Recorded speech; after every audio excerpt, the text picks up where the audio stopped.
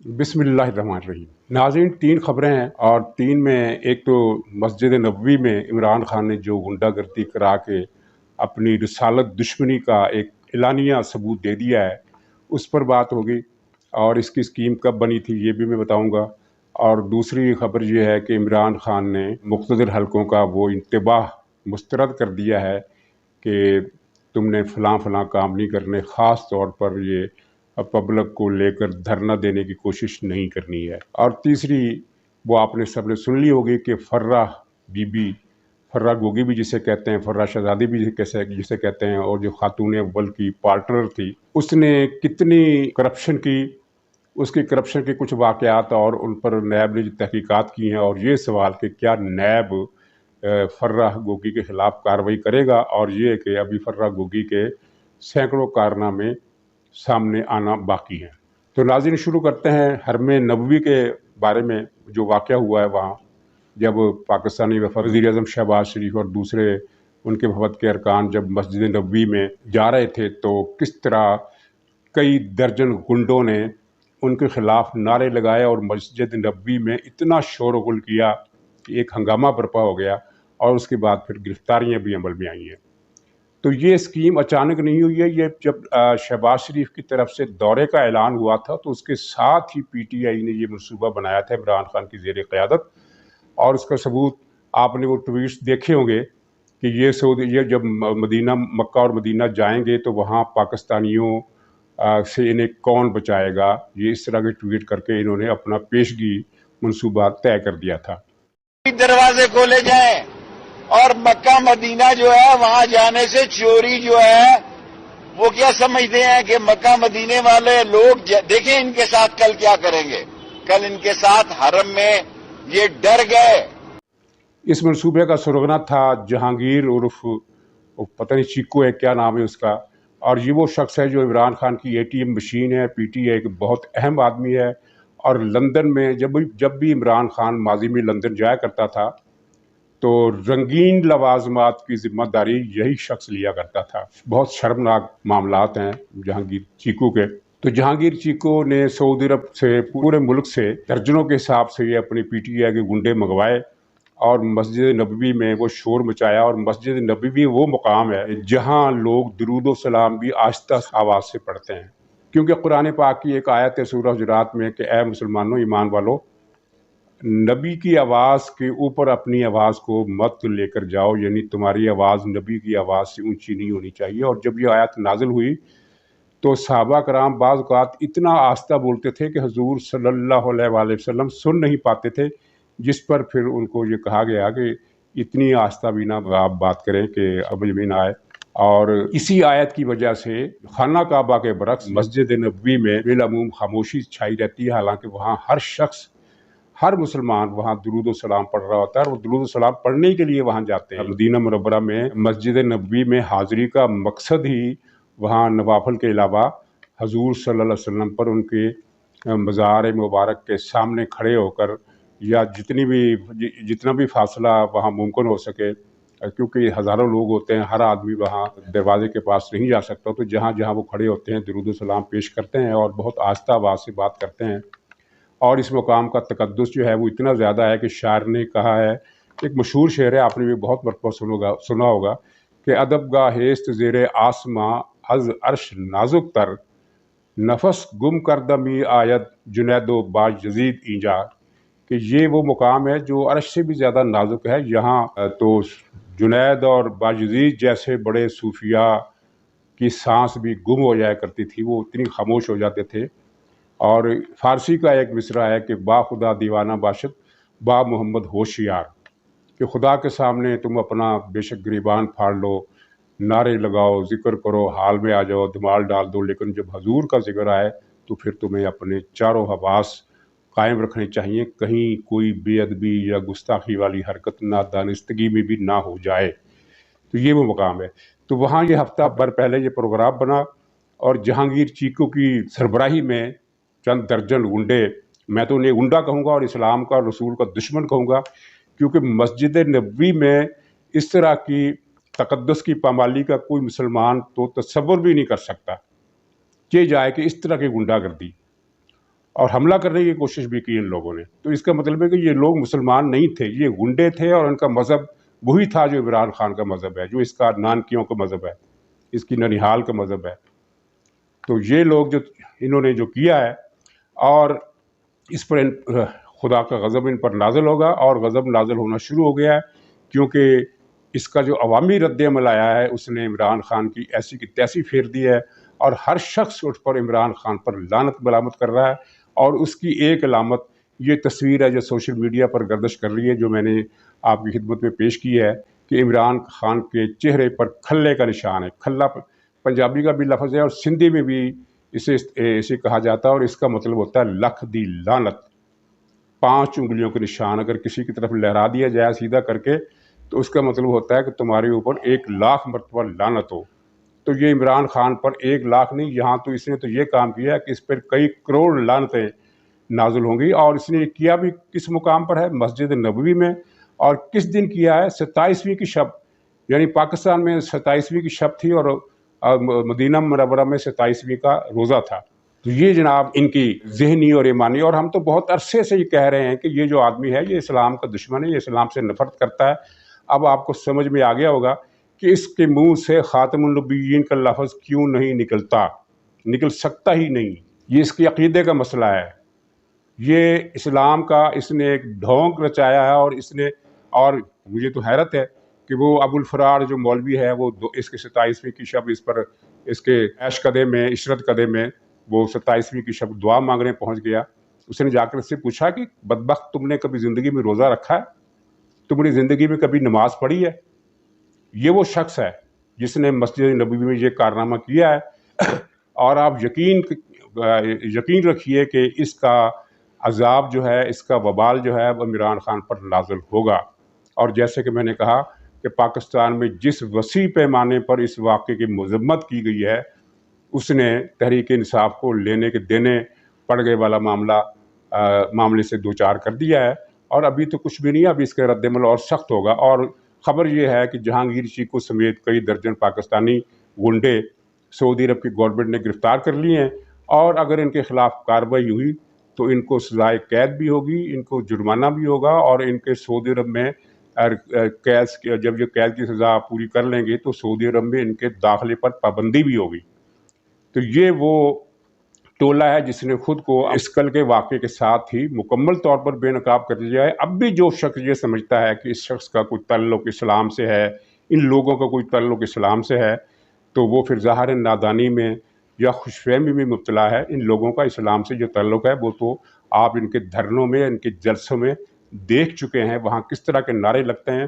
اور ناظرین، جب یہ وزیر اعظم شہباز شریف کا قافلہ ابھی سعودی عرب روانہ نہیں ہوا تھا تو پی ٹی آئی کی سوشل میڈیا ٹیم نے ایک بمبارڈمنٹ کر دی،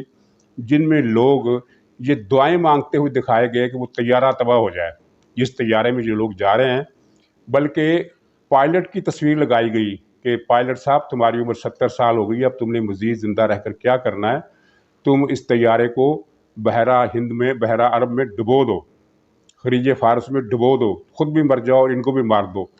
اور تمہاری 70 سال کی عمر ہو گئی تو تم نے زندہ رہ کر کیا کرنا ہے؟ اگر یہ 70 سال کی عمر کا یہ مسئلہ ہے تو عمران خان کی عمر 72 سال کی ہو گئی ہے، اس دشمن رسالت میں آپ کی عمر 72 برس ہو گئی ہے. تو یہ اسے بھی کہو کہ بدبخت، تم بھی 72 سال کے ہو گئے، اب تم نے زندہ رہ کر کیا کرنا ہے؟ یہ اس کا وبال جو ہے یہ اس سے چھوٹے گا نہیں. ناظرین، دوسری خبر، یہ 2 دن پہلے وہ ڈیم فنڈ کا چور ثاقب نثار عمران خان سے ملا، تو اس وقت یہ خبر آئی تھی کہ ایسا عمران خان کی خواہش پر ہوا ہے، اور عمران خان کچھ وکیلوں کے قانونی مشاورت کے حوالے سے کچھ مدد چاہ رہا تھا، اور ان سے پوچھنا چاہتا تھا کہ مجھے اب کس طرح کی قانونی ٹیم بنانی چاہیے، کیونکہ قانونی طور پر مجھے کافی سارے نقصانات پہنچے ہیں موجودہ قانونی ٹیم کی طرف سے. تو یہ بات تو خیر درست تھی کہ عمران خان نے اس ڈیم فنڈ چور سے قانونی مدد مانگی، لیکن وہ عمران خان کے بلاوے پر نہیں گیا تھا، اسے بھیجا گیا تھا کچھ تنبیہات کے ساتھ، اور وہ تنبیہات عمران خان کو پہنچا دی گئی، جس میں یہ تھا کہ فوج اور عدلیہ کے خلاف یہ جو بکواس بازی ہے، کیونکہ میں نے آپ سے عرض کیا تھا کہ مسلح افواج کو اور مقتدر اداروں کو اور پرائم انٹیلیجنس اداروں کو پوری تفصیل کا پتہ چل چکا ہے کہ یہ ساری مہم کہیں باہر سے نہیں بنی گالا سے آپریٹ ہو رہی ہے۔ عمران خان نے اپنے کارکنوں سے کہہ دیا ہے کہ وہ فوج کے خلاف اور عدلیہ کے خلاف کوئی پروپیگنڈا نہ کریں، لیکن یہ صرف بیان بازی ہے۔ سوشل میڈیا اسی کی زیر ہدایت کام کر رہا ہے اور سارا پروپیگنڈا جو ہو رہا ہے اسی عمران خان کے حکم پر بنی گالا سے آپریٹ ہو رہا ہے۔ تو یہ اطلاعات مقتدر اداروں تک پہنچ گئی ہیں، چنانچہ انہوں نے دوسری مرتبہ یہ اس کو وارننگ دی ہے کہ یہ اگر مہم نہ رکی تو تمہارے خلاف شکنجہ ایسا سخت ہو جائے گا کہ نکل نہیں پاؤ گے۔ ساتھ ہی یہ بھی کہا کہ ملک کی جو حالت کر دی ہے تم نے 3.5 سال میں، 3.25 سال میں، تو وہ اتنے خراب ہے کہ اس میں اب ایجیٹیشن اور تصادم اور فسادات اور دنگا اور خانہ جنگی کی کوئی کوشش جو ہے وہ برداشت نہیں کی جا سکتی۔ تم یہ دھرنے وغیرہ کا خیال دل سے نکال دو۔ تو عمران خان نے اسی وقت یہ پیغام مسترد کر دیا، اور یہ پرسوں کی بات ہے، اور کل اس نے اپنی پارٹی کا اجلاس بلا لیا ہے، پورے ملک سے اپنی پارٹی کے عہدیداروں کو طلب کر لیا ہے تاکہ وہ جو نام نہاد 20 لاکھ افراد کا ایک لشکر اسلام آباد پہنچے گا اور جلغار کرے گا، اس کی تیاریاں کی جا سکے۔ تو 20 لاکھ کا تو چھوڑیے، 10 لاکھ، 5 لاکھ، 4 لاکھ، 3 لاکھ، 1 لاکھ بھی لوگ یہ اکٹھے نہیں کر سکتا، اور 1 لاکھ کیا، یہ 20,000 بھی لوگوں کو اگر لے جائے تو یہ بھی بڑی بات ہوگی، اور اس 20,000 میں جو زیادہ تر لوگ ہوں گے وہ پختونخوا سے آئے ہوں گے، اور ان کی اکثریت اس مرتبہ اسلام آباد میں ایک رات سے زیادہ قیام نہیں کرے گی۔ یہ میں آپ کو اندازہ نہیں بتا رہا، یہ میں آپ کو خبر دے رہا ہوں۔ تو وہ تو اس نے خیر ناکام ہو جانا، لیکن یہ جو اس نے تیاریاں کرنے کا حکم دیا ہے تو دراصل یہ اس نے اس انتباہ کو جو اسے پہنچایا گیا ہے اس کا جواب دیا ہے غصے اور حقارت کے ساتھ، اور یہ اس کی ظاہر ایک اور غلطی ہے، کیونکہ یہ اداروں کو مشتعل کر کے چاہتا ہے کہ کوئی ایسا اقدام ہو جائے کہ اس کی فیس سیونگ ہو جائے، لیکن جب اسے پکڑا جائے گا تو پھر اسے پتہ چلے گا کہ یہ تو جیل میں رہنے کے لیے پیدا ہی نہیں ہوا، یہ تو جیل میں 2-4 دن کاٹ ہی نہیں سکتا، نشے کا مریض ہے اور عیاشی کا عادی ہے۔ عیاشی کا عادی جیل میں نہیں رہ سکتا، اور نشے کا عادی تو بالکل ہی جیل میں نہیں رہ سکتا۔ تو یہ اس نے انتباہات نظر انداز کر دی ہیں، اور اس بات کو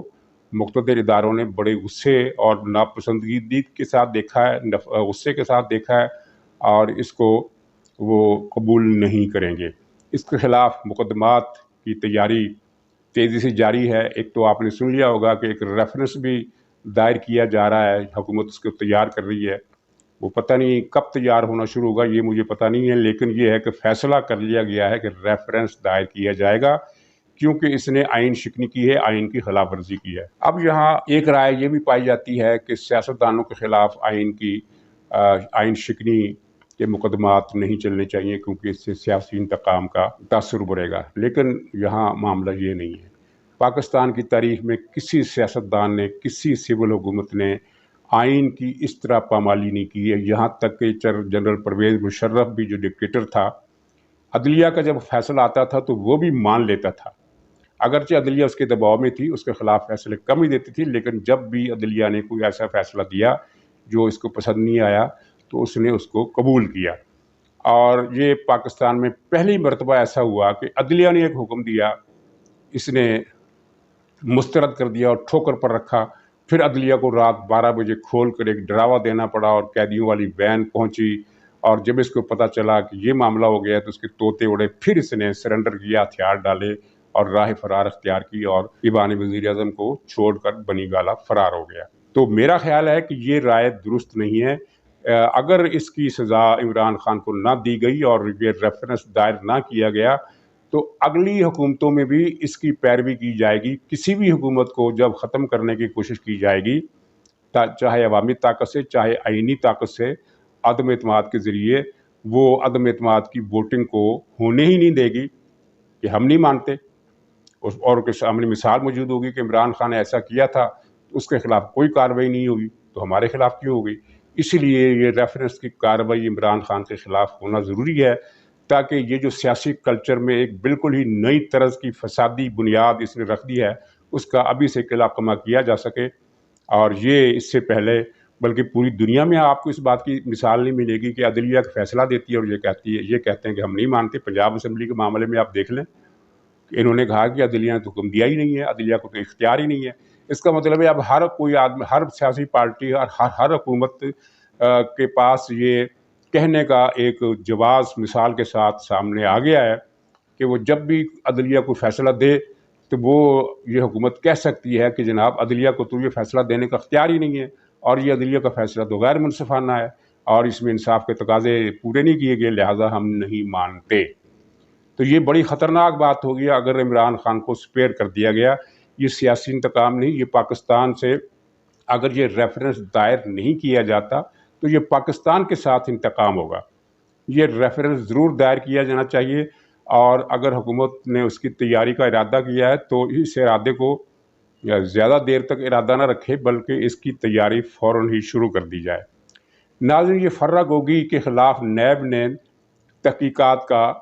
ऐलान कर दिया है कि तहकीकात करेगा। तो तहकीकात कब करता है ये पता नहीं, लेकिन इस ज़मीन में जो चीज़ें सामने आई हैं वो बड़ी खौफनाक हैं, और इससे पता चलता है कि इसने कितने रुपए, कितनी करप्शन और किस हिसाब से इसने डाके मारे हैं इस फर्रा गोगी ने, जो पिंकी पीरनी की पार्टनर भी है, सहेली भी है। यानी सिर्फ बनी गाला के इलाके में इसने 3 अरब रुपए की जायदाद खरीदी है, और 1 अरब रुपया इसने सिर्फ एक अकाउंट से मनी लॉन्ड्रिंग की है। इसने इमरान खान के 3 साल के दौरे हुकूमत में 9 मरतबा या 10 मरतबा अमरीका का दौरा किया, और इतनी ही मरतबा तकरीबन मुत्तहदा अरब अमारात का दौरा किया, और इसके बैंक अकाउंट से बेतहाशा रकम ट्रांसफ़र भी हुई और निकाली भी गई।